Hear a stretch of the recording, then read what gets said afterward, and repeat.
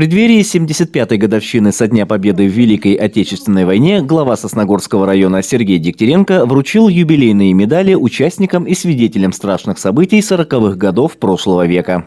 От имени президента Российской Федерации вручаю вам медаль «75 лет победы в Великой Отечественной войне». Желаю вам крепкого здоровья. Хочу выразить огромную благодарность от всех последующих поколений за то, что вы сделали для нашей Родины, для ее независимости, для ее процветания. Юбилейную медаль из рук главы Сосногорского района получил Михаил Сорокваша. В армию ветеран был призван в 17 лет. Участвовал в освобождении Белоруссии, Литвы, форсировании Немана и штурме Кенигсберга. Внес Михаил Иванович свой солдатский вклад и в разгром Квантунской армии на Дальнем Востоке. Сегодня ветеран – постоянный гость в городских образовательных учреждениях, где ежегодно проводят уроки мужества. Наша миссия такая сейчас – быть проводниками для подрастающих поколений. Абсолютно верно. Рассказывать как можно больше, проще и доступнее. Это правильно. Что мы, и я чувствую, что я выполняю свои обязанности. Я думаю, что вы выполняете их за 100 человек. Свою заслуженную награду получила и Ольга Гладкова. Во время войны она служила рядовой в 13-м автомобильном батальоне 64-го отдельного автополка Степного фронта.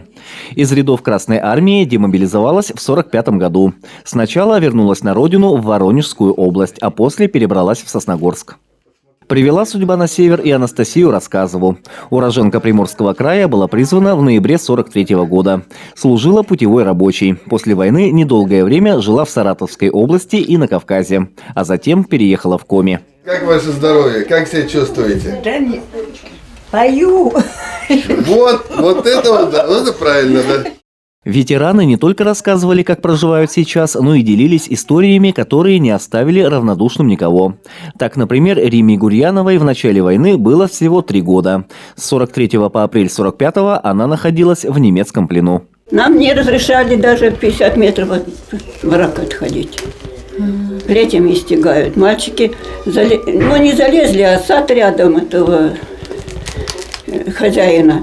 Фрукты опадают, ягоды, вот они пособирали. Вот. А хозяйка заставила надзирателей и ребят, мальчиков, вот по 7-8 детей лет, их истягали плетями, они не шевелились, лежали вот так. Пластом, да? Да, пластом.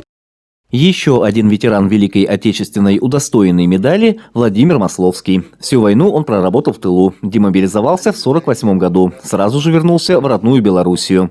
А через 5 лет принял решение переехать на север, где 33 года проработал шофером на транспортном предприятии. Андрей Калиничев, Влада Гришаева и Евгений Юрин. Вести Тимана, Сосногорск.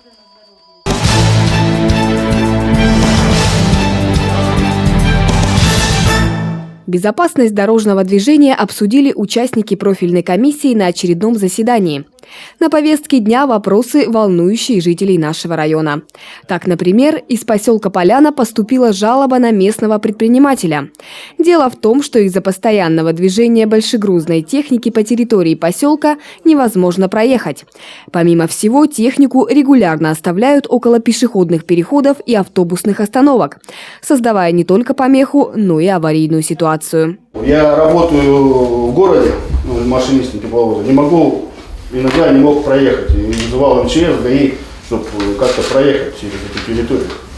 Они производят перегрузки с машины на машину. Прямо бывает возле гаража, не на территории гаража. Сам предприниматель выходить на контакт отказался. Члены комиссии взяли этот вопрос, что называется, на карандаш. Данный материал будет передан в прокуратуру. Еще один немаловажный вопрос – организация перехода граждан через улицу Загородная от детской поликлиники до больницы. Мы, выехали, посмотрели ситуацию. Там никак, там парковки с обеих сторон. И делать там пешеходный переход и знаки, возможно, просто установить «Осторожно, дети», как стоит на второй школе, желтый большой. Такое возможно. А именно оборудовать пешеходный переход, нам, как правильно ЖКХ, кажется, что нецелесообразно. Волнуют жителей города и пешеходный переход на улице Горького в районе конечной остановки. А именно переоборудование его в полноценный перекресток, добавив еще 2 перехода. С чем члены комиссии сразу согласились. Он там 18 нормально в пешеходнике, в дорожке упирается. Все Да, здесь все хорошо. Мы здесь вот этот заасфальтировали тротуар, дальше его продолжаем. Ну, вот сейчас заасфальтируем, здесь как бы строим. Все соблюдается. И в принципе, единственное, что да, будет очень часто. Но здесь одностороннее движение, здесь скорость и так снижается, потому что здесь уходит на конечку автобус.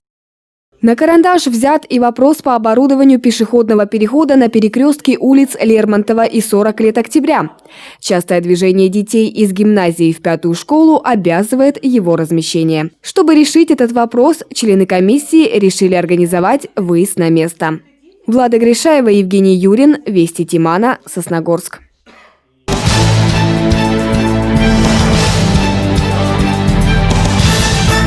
В связи с указом главы Республики Коми о введении режима повышенной готовности с 17 марта центры и офисы «Мои документы» переходят на работу только по предварительной записи. Записаться на прием можно либо по бесплатному телефону, либо на сайте многофункционального центра.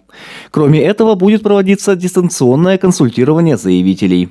Получить информацию можно по телефону, посредством электронной почты или в официальной группе центра «Мои документы» ВКонтакте.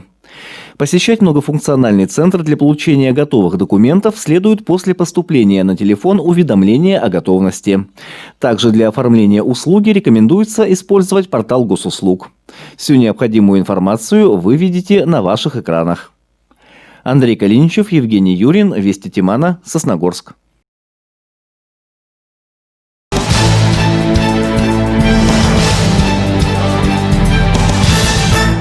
С 16 по 27 марта в Республике Коми пройдет первый этап общероссийской антинаркотической акции «Сообщи, где торгуют смертью».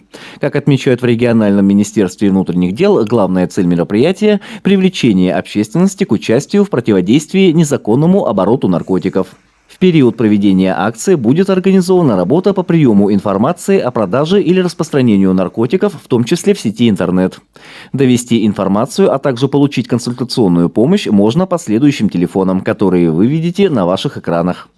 Также обращение можно подать через официальный сайт Министерства внутренних дел Республики Коми. Андрей Калиничев, Вести Тимана, Сосногорск.